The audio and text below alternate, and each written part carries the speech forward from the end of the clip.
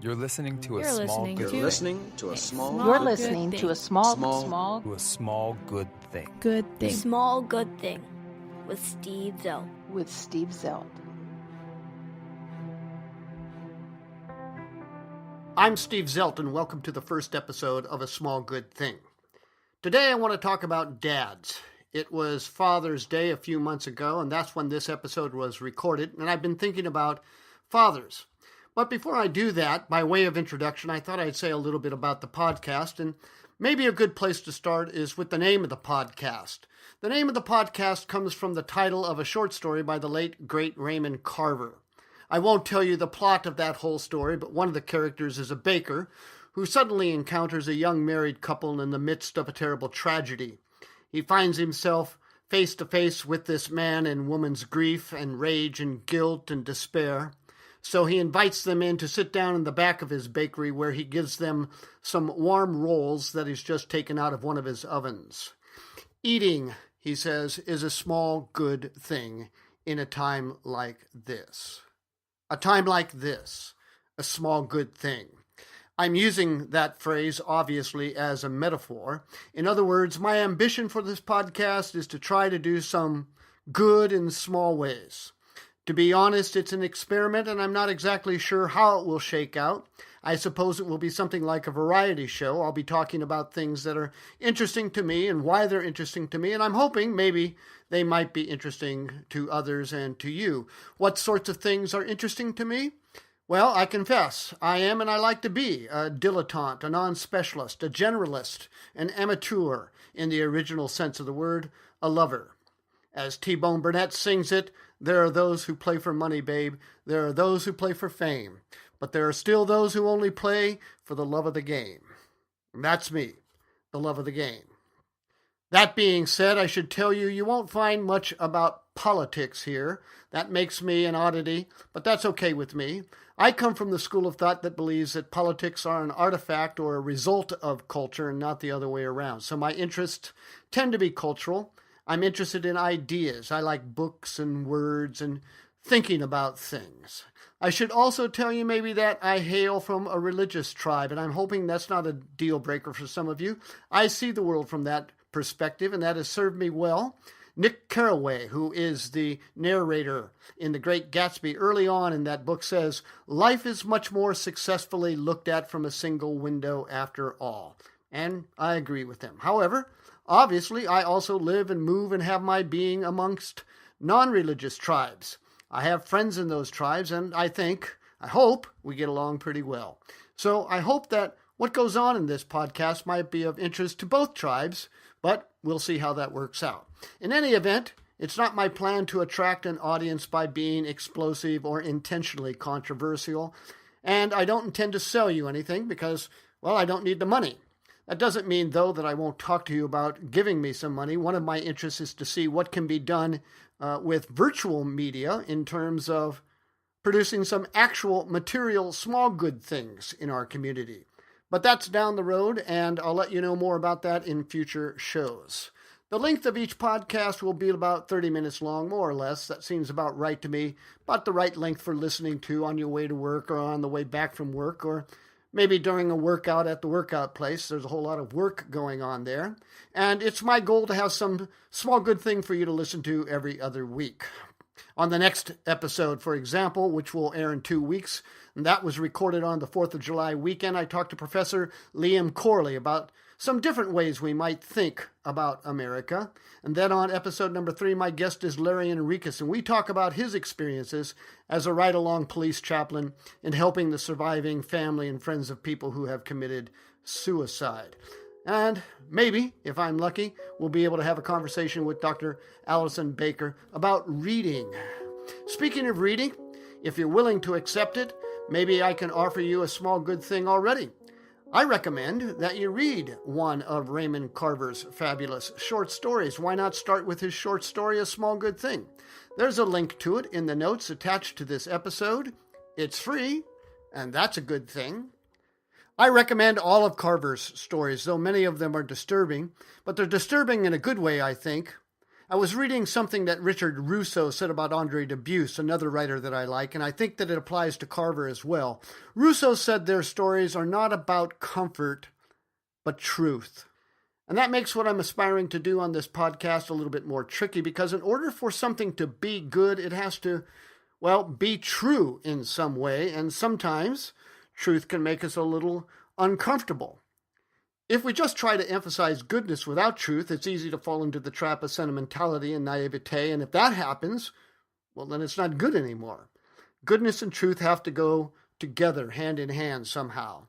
Be all that as it may, I hope you'll consider taking a half an hour to read Raymond Carver's short story, A Small Good Thing, because stories, good and true stories, are powerful things.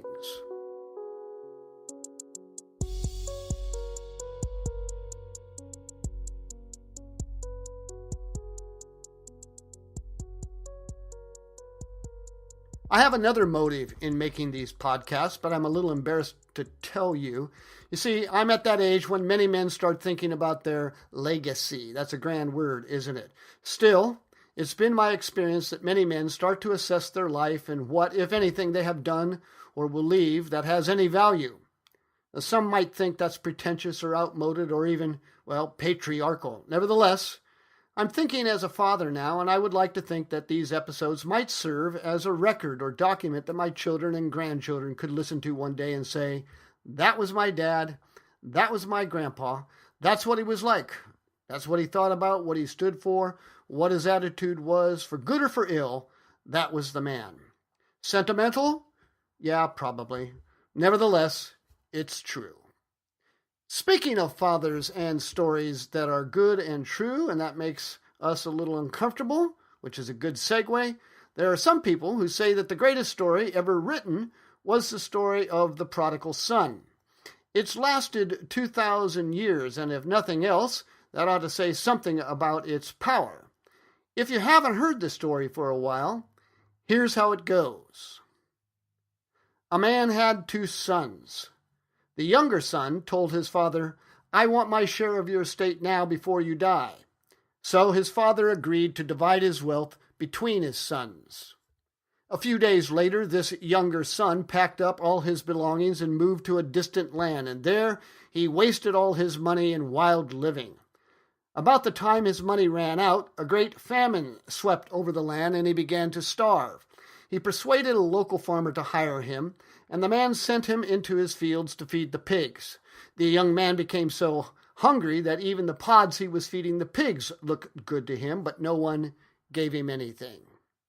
When he finally came to his senses, he said to himself, at home, even the hired servants have food enough to spare, and here I am dying of hunger.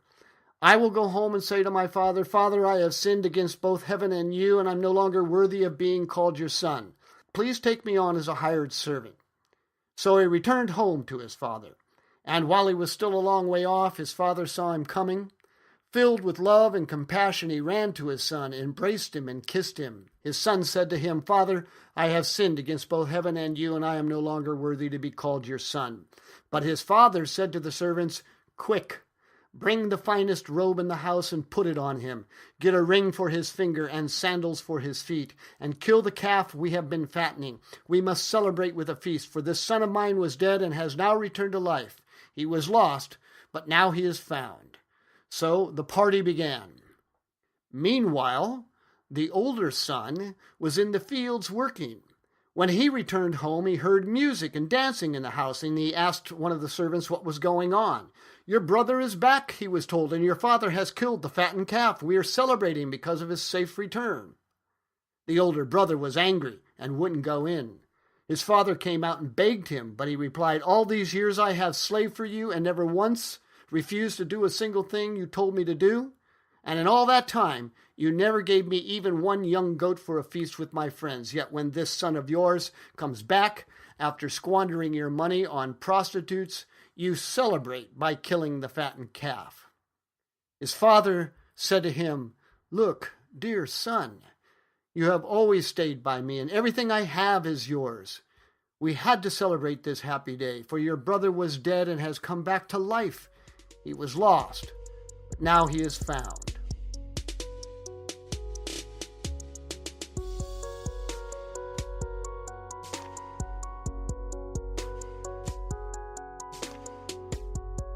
This story is packed with deep feeling and abiding themes of fathers and sons, of failure and pride, of resentment and bitterness, of repentance and reconciliation. The story is almost universally seen, and rightly so, as a story about a loving and compassionate father who is reconciled to his wayward son. It's the story of a heartbroken dad who gets his boy back. Yet there seems to me to be a shadow side to this story that's never talked about. And it's this. If this father is a good father, a loving father, well then why is it that neither of his son wants to be around him? I could understand if maybe one of the sons resented his father, but it's both sons. So the question is, what is it about this father they dislike so much? Clearly, the younger son couldn't stand being at home. He's particularly cold, if not cruel, in his attitude towards his father. Basically, what he's saying when he asks for his legal share of the inheritance is, "I can't wait for you to die, Dad. Give me my money now." His only interest in his father is his father's stuff, his money, his material goods. He couldn't care less about his dad himself. But the older son, too, reveals himself as a kid who has been living in resentment and bitterness for years. When his dad goes out to try to coax him back to the party, the elder son is literally seething with scorn and spits out his own hatred. "All these years I've slaved for you, and in all that time you've given me nothing." So it's abundantly clear that neither of these sons has any genuine affection and respect for their dad, which brings me back to the question, if this father is such a good father, well then why do his kids despise him? Why don't they want to be around him? Jordan Peterson talks about what he thinks good fathers do. Now, I know that Peterson is a controversial figure, and maybe you're part of a tribe that doesn't like him. Okay. But consider what he says on the subject just for a second about fathers. Here's Peterson. A father should be an encouraging force, but he can also become a crushing, tyrannical force. That's a very difficult thing to get right, partly because if you're my son, then I should impose the highest standards of behavior on you, and I should always be judging what you're doing. But I should be judging with the aim of making the best of you come forward. But getting that balance exactly right is very difficult. Other times, Peterson has been known to ask parents this question: do you want to make your children safe or strong? Well, of course, the answer is both. The problem is those two values, safety and strength, will sometimes come into conflict. If I'm always keeping my kids out of harm's way, then I'm keeping them from the very experiences that will make them strong. But to be a good father, that's the risk I have to take. And it's what makes being a good dad difficult, getting the balance right. It's not so easy being a good dad. If you're a dad and you're doing your job right, then there's always going to be the temptation of being too hard, too demanding. And that's a problem. St. Paul recognized that 2,000 years ago. Here's what he writes to fathers. "Fathers, do not provoke your children to anger by the way you treat them. Rather, bring them up with the discipline and instruction that comes from the Lord." Yeah, well, fine, that's just it. But how do you do that? Paul doesn't give us specifics. So we have to ask this question: could it be that this father in this parable has fallen into the trap of expecting too much, of demanding too much? Is he a tyrant? And if Jesus intends for us to see the Father in his short story as someone like God, the perfect Father, and that is what he seems to want to do, well then this parable seems like a hazardous way to do it, because in fact, that's exactly what a lot of people think, that God is a harsh, demanding, judgmental dictator. But what if it's not the case that the dad in this parable is a judgmental, harsh taskmaster after all? What if he's a good dad who's placing high expectations on his sons in order to prepare them to take over the Ponderosa when it's time? Sometimes I like to think of this father as Ben Cartwright in the old television show Bonanza. If you were born after 1980, then you're probably not going to understand anything I'm talking about. But Well, that's the way it goes. You notice, too, that the mother is conspicuously absent in this story. Maybe she's died in childbirth. That would have been not an uncommon occurrence back then. And so this could be the story about a single dad doing the best he can. And I have some sympathy for that because I was a single dad for a short time, raising my 4 kids. But the point is, what if it was always this dad's intention to give all of his wealth to his sons when the time came, but in order for them to have the capacity, the know-how, the skill sets necessary to run an outfit like the one he's built, and they have no idea what it's taken for him to get everything that he has because, well, they're kids, they don't know anything. But in order for them to grow up and become men who will be able to fill their dad's shoes, as the old expression says, their character has to be formed, and that can only be done by forcing them, really, to learn certain habits, practices, and disciplines and so forth.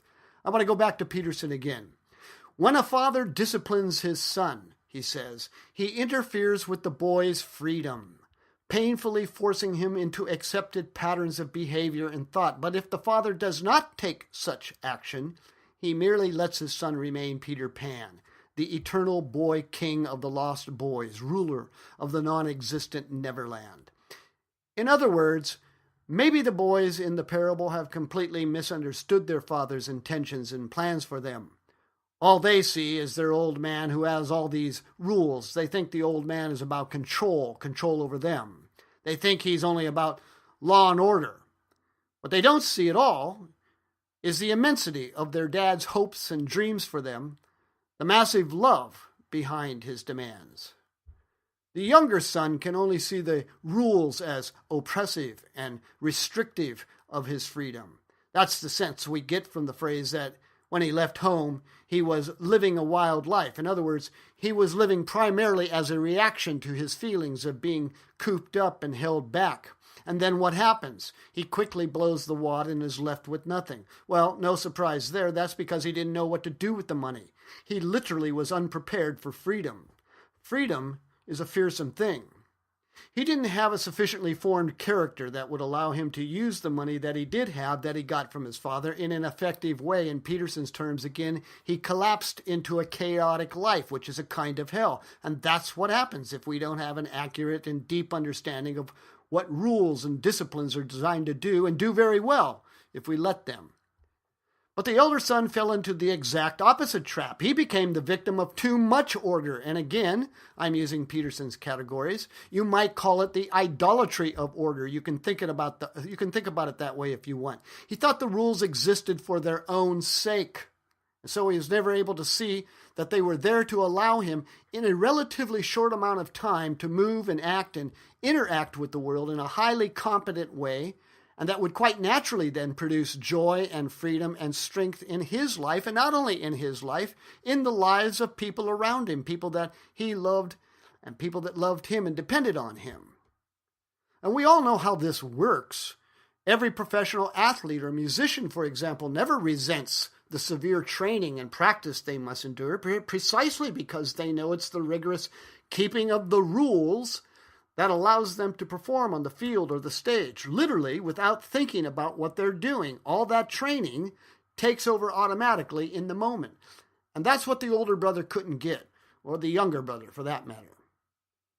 I think the two brothers both suffered from an inadequate understanding of what their father was trying to do, and they reacted by resenting and rejecting him. He wasn't a tyrant, although he was probably pretty strict. The problem was them. And it's kind of heartbreaking because we see the father's bewildered and astonished reaction when he discovers that his sons, these two boys he desperately loves, have no idea who he is. They couldn't see past the rules to his heart. And so there's another risk to being a good dad, and that's the risk that your kids will reject you, misunderstand you, think of you as being a harsh, unrealistic tyrant. Pope Francis recently addressed this same phenomenon. Now I'm really putting the future of this podcast at risk, aren't I? Because the Pope is even more controversial for some people than Jordan Peterson. But I'm asking you to hear him out on his merits. If you don't agree, that's fine. But take a listen. Here's what Pope Francis says. Man is in front of this crossroads. Does God impose things on me? or take care of me? Are his commandments only a law, or do they contain a word? Is God a master or a father? Are we slaves or are we children?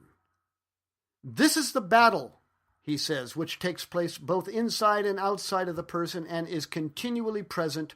1,000 times we must choose between a slave mentality and a mentality of children. A spirit of slaves can only welcome the law, the rules, in an oppressive way, and it can produce two opposite results: either a life of duties and obligations or a violent reaction of rejection. Okay, so if we go back to the idea that the Father in Jesus' parable is a kind of image of the Divine Father, then one thing we have to say, and maybe take some comfort in if you're a dad who happens to be listening right now, and it's this: being a good dad is complicated and it's fraught with problems, even for God.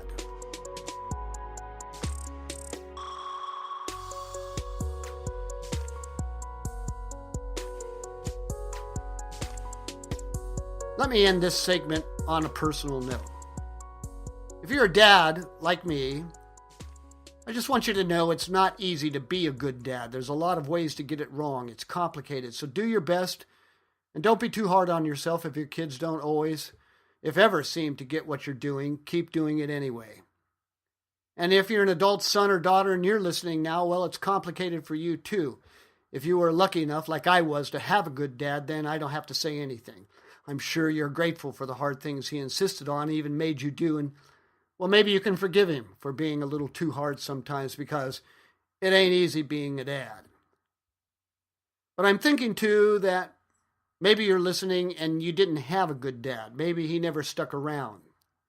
Maybe he didn't care what you did or how you would turn out, and maybe he was that harsh, unfeeling tyrant. What if that's you in your situation?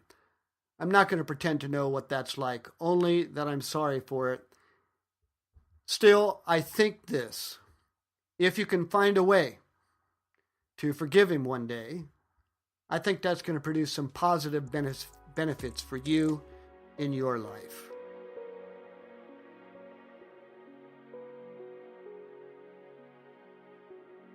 Well, before I end this inaugural podcast, I'd like to return to Raymond Carver for a second. I live a couple of hours away from where Raymond Carver is buried in Port Angeles, Washington. My wife lived in Port Angeles when she was a girl, and she wanted to take a look at the old homestead again. So we drove out there last fall, and while I was there, I made a pilgrimage to Carver's grave. I knew that the cemetery where he was buried overlooked the ocean, so I guess I was expecting the grounds to be rather exclusive and expensive looking, but they weren't. The cemetery was just a large expanse of slightly dried out grass off a 2-lane highway separated by a chain-link fence. There was a small mobile home unit that served as the sales office. It turns out that if you want to buy a cemetery plot with an ocean view, there's still plenty available in Port Angeles. I asked the man inside the office where Carver's gravesite was located. He was very talkative, business being slow, I guess, and he said that a few people come to visit Carver's grave every week, and that speaks heavily of Carver's influence since he died over 30 years ago.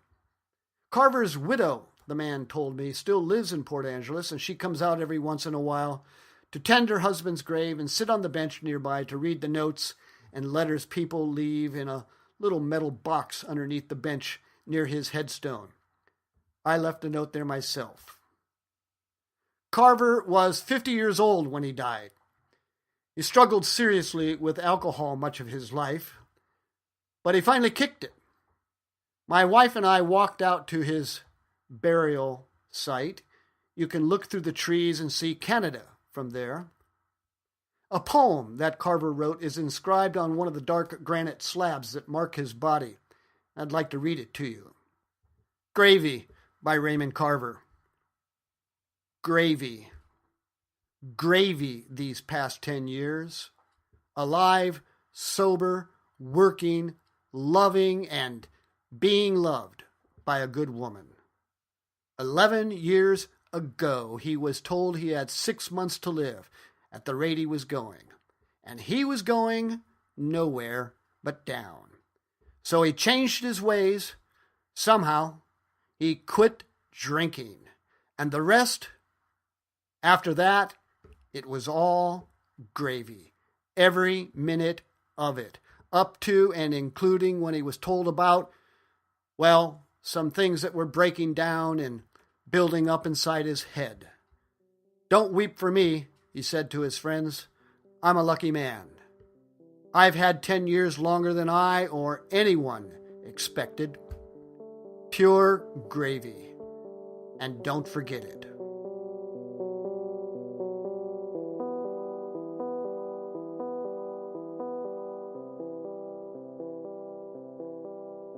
Well, if you made it this far, thanks for listening. The music for this program was written and performed by, and I'm sorry not to know how to pronounce his name. It's Vyvch. I love his music. The artwork for the website was created by the talented Sokiana Shrey, and a link to both of those artists is provided in the show notes. And there are other links there too, so check them out. Speaking of the website, if you would like to write me a note, you can do that in the contact tab. I'd love to hear from you. I hope you'll tune in a couple of weeks, and thanks once more for listening.